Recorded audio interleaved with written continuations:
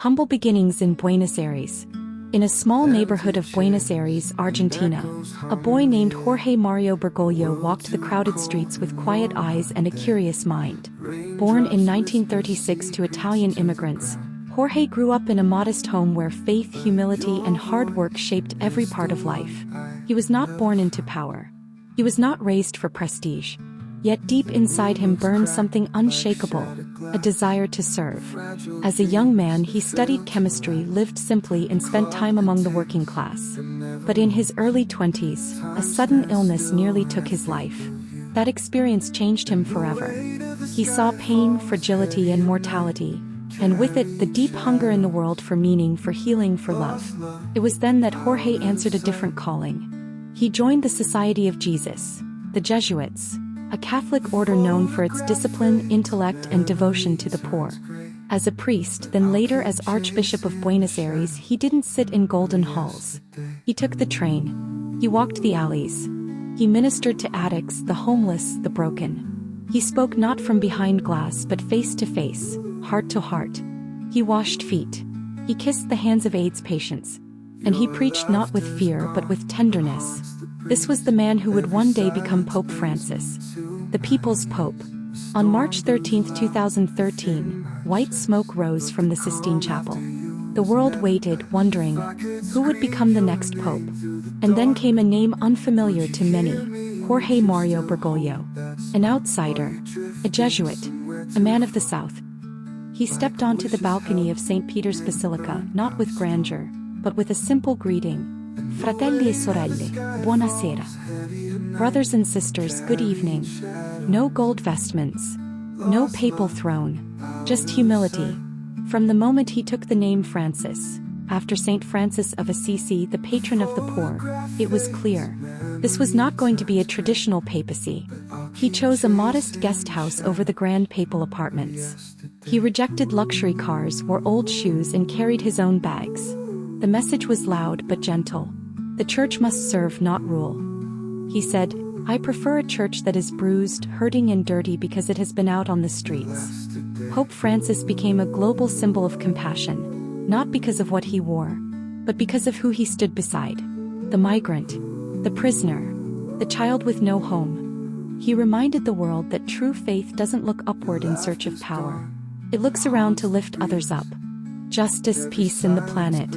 As the world grew louder with division, Pope Francis chose to speak quietly. But his words thundered across borders.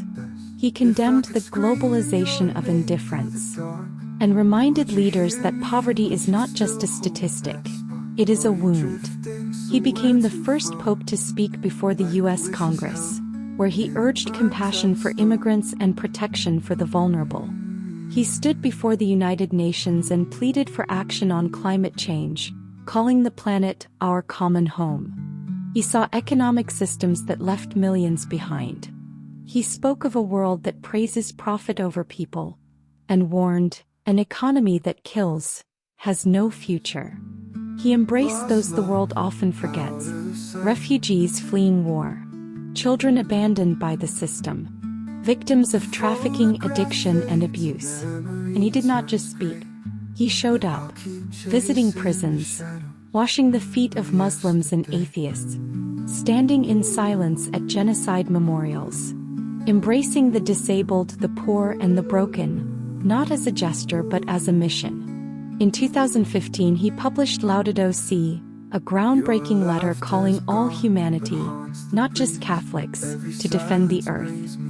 He called nature a sister with whom we share our life, and warned that climate change is not just science, it's moral responsibility. He reminded us that everything is connected. The cries of the poor, the destruction of forests, the silence in the face of injustice. They are not separate issues. They are one broken story, and it's up to us to help rewrite it. Pope Francis was never afraid to challenge tradition, not for the sake of rebellion but for the sake of love. He opened the church's arms wider than ever before. To divorced couples, to LGBTQ+ individuals, to atheists seeking dialogue. His message was simple yet revolutionary. Who am I to judge? For some, he was a breath of fresh air. For others, a storm shaking centuries of comfort. Inside the church, his reforms met resistance. Conservative factions accused him of weakening doctrine. Some questioned his decisions.